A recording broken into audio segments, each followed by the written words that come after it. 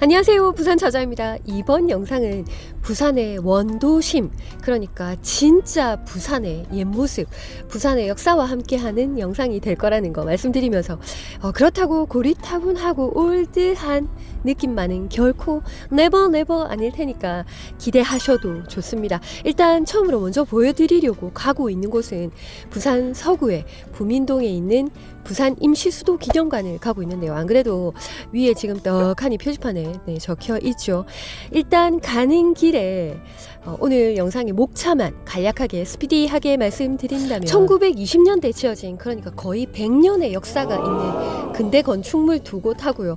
그리고 부산을 대표하는 공원, 용두산 공원, 거기에 부산타워 빠질 수 없죠.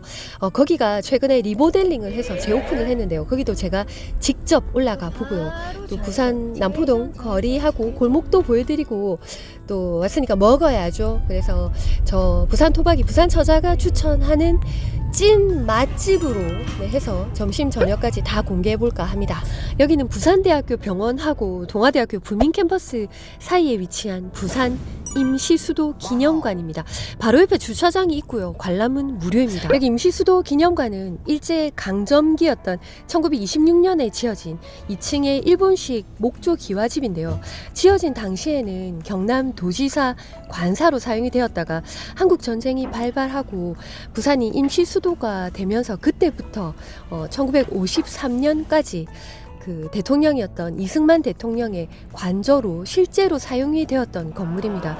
그래서 국가지정 문화재이기도 한데요. 당시 경무대라고 불렸던 대통령 관저이고요. 여기는 응접실인데 한국 전쟁 당시에 실제로 이곳에서 부통령과 장관, 장군 등을 임명하고 국정에 관한 일들을 보고받고 지시하던 곳이었습니다. 모르고 오면 화들짝 놀랄 수도 있습니다.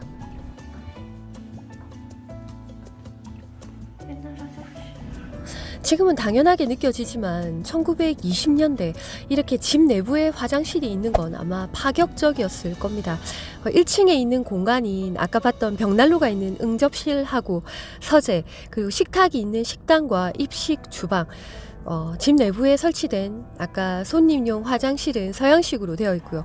그 외 공간들은 일본 전통 양식인 그 미닫이문으로 된 다다미 방으로 지어져 있습니다. 지금은 나무바닥으로 교체가 되었네요. 1950년 비극적인 6.25 전쟁이 터지고 정부는 이틀 뒤에 급하게 수도를 대전으로, 그리고 이후에는 대구로, 그리고 8월 18일 부산으로 1차 수도를 옮기게 됩니다. 그 후에 인천 상륙 작전으로 전세가 역전이 되면서 70일 만에 서울로 환도를 하지만 중공군의 전쟁 개입으로 1951년 1.4후 때 하루 전부터, 그리고 1953년 휴전협정이 체결이 될 때까지 부산은 다시 2차 임시수도로, 그리고 그로 인해 이 건물도 대통령의 관저로서 그 역할을 했는데요. 그래서 모든 정부 부처와 주요 기관들이 여기 부산으로 이전을 할 수밖에 없었습니다. 휴전이 된 이후에 다시 이 건물은 경남도지사 관사로 사용이 되었는데요.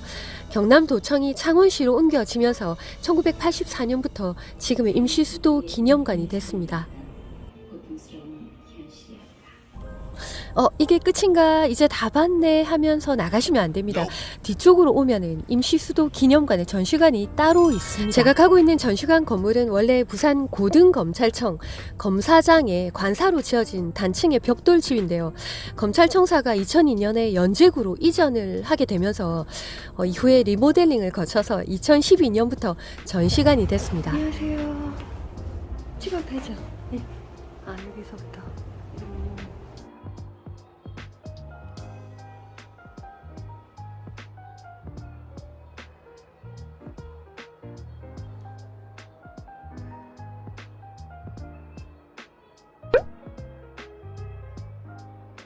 판잣집.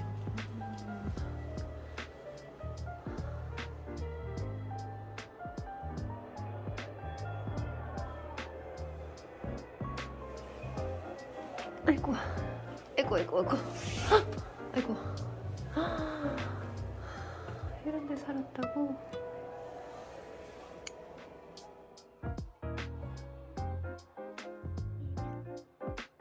국민학교.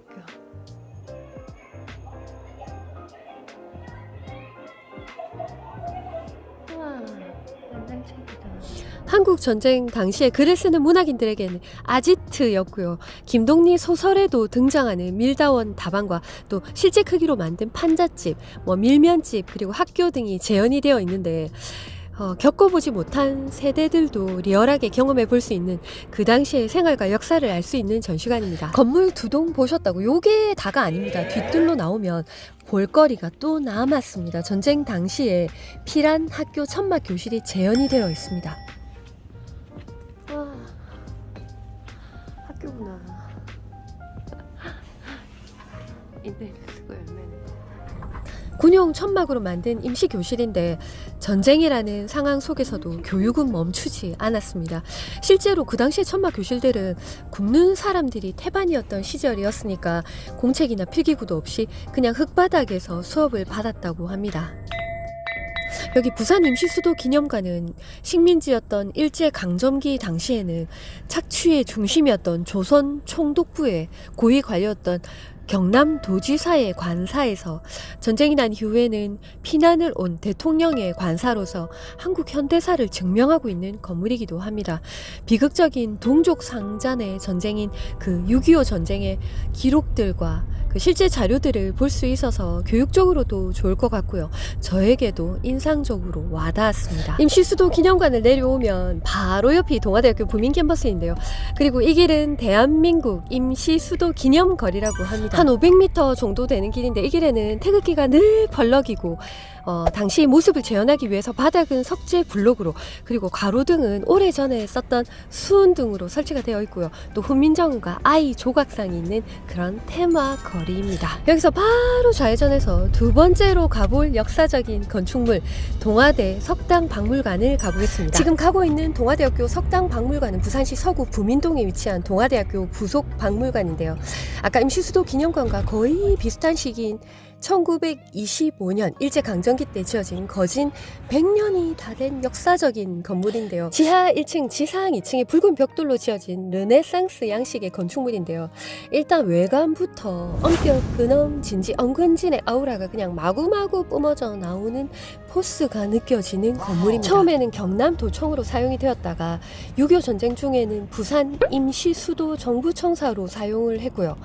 휴전 이후에는 다시 경남도청으로 그리고 그 후에는 부산지방검찰청으로 사용이 됐습니다. 그래서 근대 문화유산이고요. 등록문화재이기도 하고 부산을 대표하는 근대 공공건축물이자 또 부산 최초의 박물관이기도 합니다.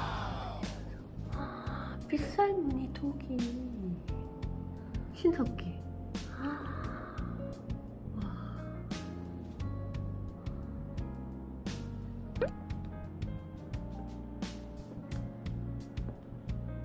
간돌강 와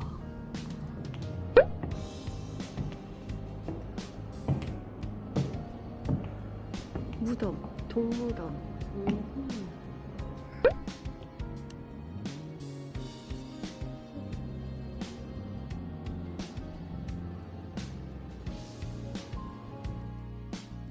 여기 석당박물관에는 대한민국 국보 2점과 보물 54점, 총 3만여 점의 유물이 소장이 되어 있는데요.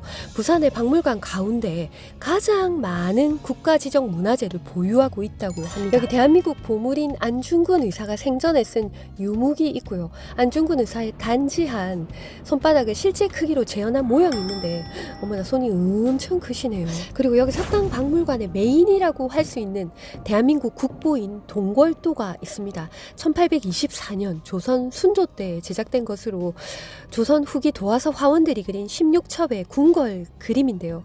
딱 두 점이 있는데 고려대와 여기 동아대 박물관에 있습니다. 보통 박물관에 오면 지루할 만도 한데요. 한 점 한 점 수준과 가치가 높은 소장품들인 게 느껴지고 시간 가는 줄 모르고 봤습니다. 왜 이제야 왔을까 하는 생각마저 들게 합니다. 그리고 밖으로 나오면 1915년부터 1968년까지 부산 시내에서 실제로 운행을 했었던 대한민국의 노면 전차이고 현재는 국가 등록 문화재인 부산에서 유일하게 남아있는 전차가 있습니다. 당시 사람들은 쇠막대기로 전기를 잡아먹고 달리는 괴물이라고 불렀다는데요.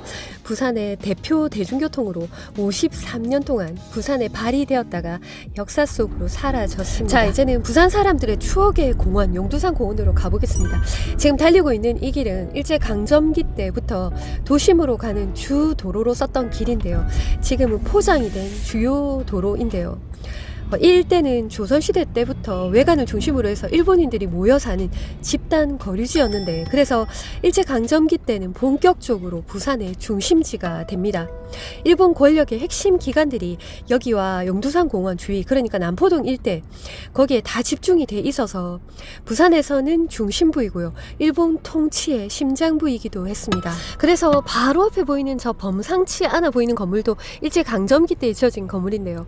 식민지 수탈 기구였던 동양척식 주식회사 부산 지점으로 사용이 됐었고, 해방 이후에는 부산 미문화원 건물이었고, 현재는 근대 역사 박물관인데, 근데 올해 6월까지는 리모델링으로 공사를 한다고 해서 휴관 중이네요. 저기는 제가 나중에 다시 한번 찍으러 와야 될 것 같습니다. 방금 근대 역사관 건물을 끼고 우회전하면 바로 뒤가 용두산 공원이고요. 용두산 공영 주차장도 바로 여기 같이 있습니다. 요금은 시내라서 10분당 500원인데요. 이 근처 사설 주차장도 가격은 같다는 거 말씀드리면서, 여기는 부산시 중구 광복동의 용두산 공원이고요. 부산을 대표하는 타워인 부산 타워가 있습니다. 부산 토박이인 저도 이제서야 처음으로 올라가 보는데요. 꼭대기에 있는 저 전망대의 모양은 불국사에 있는 다보탑의 지붕을 본따서 만들었다고 하고요. 건립 당시에는 동양에서는 최대의 관광탑이었는데 1973년 남산에 있는 그 서울타워보다도 2년 먼저 준공이 됐다고 합니다. 네, 일단 부산 시민은 입장료 20% 할인이 되니까 무인 발권기 말고 내부에 있는 매표소에서 구매를 하셔야 되고요. 이 부산타워는 현재는 다이아몬드 타워라고 부르고 있습니다. 요렇게런 바뀐 게 작년 12월이니까 이제 한 달이 좀 넘었네요. 황골 탈퇴, 전면 리뉴얼을 그냥 싹 해서 재개장을 했는데요. 예전에 그 노후화된 부산타워가 아닙니다. 올라가면서 A 문제 관련한 영상 하나 보면서 올라갈게요.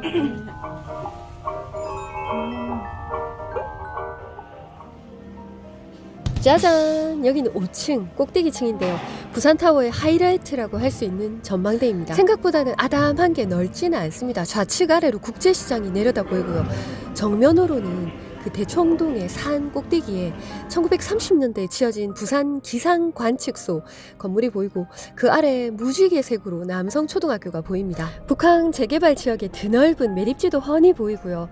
한창 공사 중인 오페라하우스도 보이고, 또 옆에 롯데백화점 광복점하고 영도까지도 다 내려다 보이는데, 거진 50년을 여기에 우뚝 서서 변함없이 부산의 원도심과 부산항을 내려다보며 서 있었으리란 생각이 드니까 살짝 뭉클한 마음도 듭니다.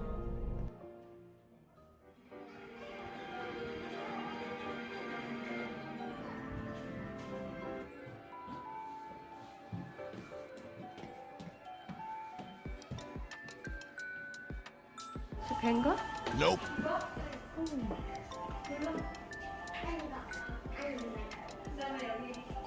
입장권의 뒤를 보면 미션이 있는데요. 가는 곳마다 QR코드를 스캔해서 비밀번호 8개를 다 찾으면 랜덤으로 소소한 경품을 주는데, 저는 달고나를 받았습니다.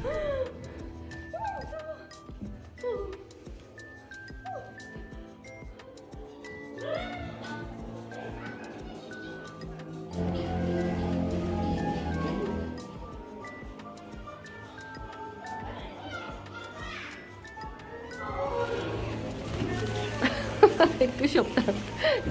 어디 가시지 이거? 아이고. 이렇게 많노. 아이고, 이 길이 맞나 이게? 아. 여기 용두산이란 이름은 일본인들이 봤을 때 여기 지형이 용의 머리를 닮았다고 해서 붙여진 이름이고요. 여기 1973년에 만들어진 꽃시계가 있는데요. 전국에서 유일하게 초침이 있는 꽃시계라고 하고요. 옛날에는 여기 앞에 늘 그 즉석 사진 찍어주시는 사진사 분들이 있었던 어렴풋이 기억이 살짝, 일제강점기에는 여기에 일본의 신을 모시는 신사가 있어서, 그래서 여기 앞을 지나는 전차에 탔던 사람들은 용두산의 신사 동사 방향으로 큰 절을 해야만 했다고 합니다. 용두산 공원에서 광복동 패션 거리까지 바로 연결이 되어 있는 계단이 있는데요. 가파른 194계단인데 피난민들에게는 휴식처였고 1950년대 가요인 그 용두산 엘레지라는 노래 가사에도 등장하는 계단이 있습니다. 현재는 올라오는 방향으로만 엘리베이터가 설치가 되어 있습니다. 이 길은 광복로 쇼핑거리라고 합니다. 브랜드 위주의 매장들이 즐비한 쇼핑거리인데요. 여기 광복동, 신창동, 남포동 일대를 다 포함해서 부산 사람들은 남포동이라고 부르고 있습니다. 원래는 작은 하천이 흐르던 그런 길이었는데요. 그래서 일제강점기 때도 일본인들이 가장 많이 모이던 곳이었고요. 가장 번화가였고 양쪽으로 상가들이 쭉 즐비했던 곳이었는데 광복 이후가 돼서야 광복로라는 이름이 붙여졌다고 합니다. 아까 메인 도로에서 골목으로 들어오면 보세 의류를 파는 그런 옷가게들하고 노점이 빼곡한 좁은 골목길인데요. 여기서 한두 블럭만 더 왼쪽으로 가면 국제시장하고 이어져 있어서 초행길이라면 헤매기 딱 좋은 미로같이 복잡한 길이고요. 그리고 여기에 남포동 먹자 골목이 있습니다.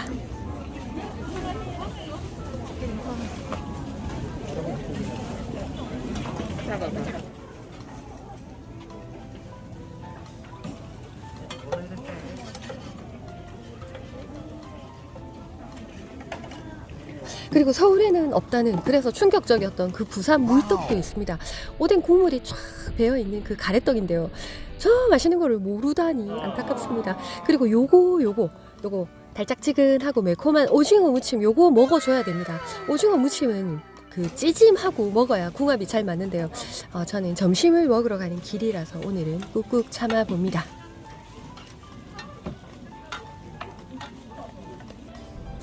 남포동 먹자 골목에서 국제시장 골목으로 조금만 들어오면 구제 옷을 파는 가게들이 쭉 있고요. 남포동 좀 다녀보신 분이라면 무조건 다 아는 1982년에 개업한 추억의 돌고래 순두부집 노랑간판이 보입니다. 벌써 40년 이상을 같은 장소 같은 메뉴로 인기 있는 식당인데요. 처음에는 600원으로 시작을 했다고 하고요. 저렴한 가격으로 학생들에게는 단골 식당이고 또 외국인들도 많이 찾아오는 가게입니다.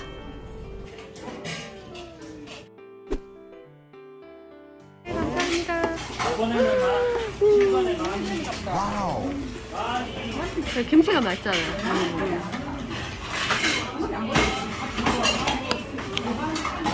맛있겠다. 왜 집에서 하면 이런 맛이 안 나지? 노하우가 있겠지.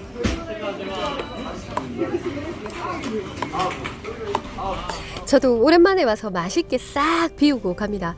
부산의 구도심인 여기 남포동은 수십 년간 장사해온 이름난 노포들, 그러니까 오래된 가게들이 많습니다. 1975년에 개업한 낙곱새 낙지볶음 맛집인 여기 개미집도 그런데요. 그 아까 돌고래 순두부집에서 정면으로 조금만 걸어오면 있는 곳이고요. 요즘에는 그 해운대점이 더 알려진 것 같더라고요. 여기는 남포동 비프 광장이라고 하고요. 여기도 먹자 골목이 있습니다. 여기 예전에 1박 2일에서 이승기 덕에 전국적으로 대박난 씨앗 호떡 집도 여기 있습니다. 줄이 무지깁니다.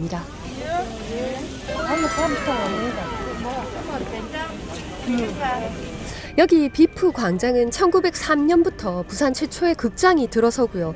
영화가 상영된 곳이고 1950년대부터는 줄줄이 영화관들이 밀집해서 생기면서 영화의 거리로 오랜 세월 동안 부산에서는 전성기를 누렸던 길입니다. 해가 지고 어두워졌는데 제가 용두산 공원을 다시 찾은 이유는 매년 열리는 부산을 대표하는 겨울 축제인 제13회 부산 크리스마스 트리 문화축제를 보러 용두산 공원으로 다시 올라왔습니다. 올해는 좀 다르게 광복동의 그 메인 대형 트리를 제외하고는 용두산 공원으로 옮겨서 진행을 했는데요. 확실히 낮에 봤던 그 조형물들이 맞나 싶을 정도로 반짝반짝한 빛과 함께 하니까 판타스틱, 환상적으로 예쁩니다.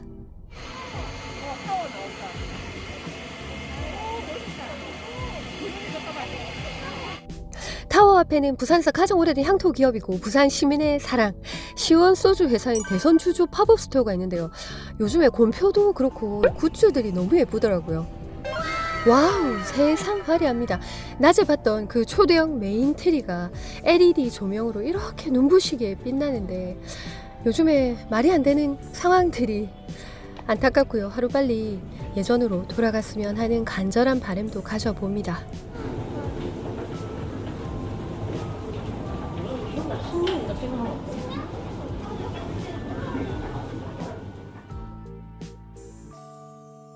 오늘의 활용점정 저녁을 먹으러 왔고요. 여기는 부평동 족발 골목에 있는 원조 부산 족발집입니다. 전국에서 처음으로 냉채 족발하고 장육을 개발한 집이라고 하고요. 식신로드랑 그 백종원의 3대 천왕에도 출연했던 맛집입니다. 새콤한 냄새 여기까지 난다. 맛있겠다. 이 해파리. 아이고.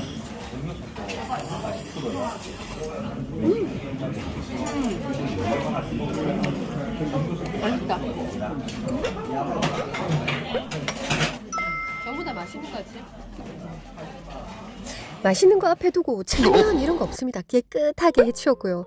지금까지 근현대사의 아픔과 상처의 흔적들이 집약된 도시이자 또 맛집도 많은 부산을 소개해봤습니다. 부산 처자였습니다.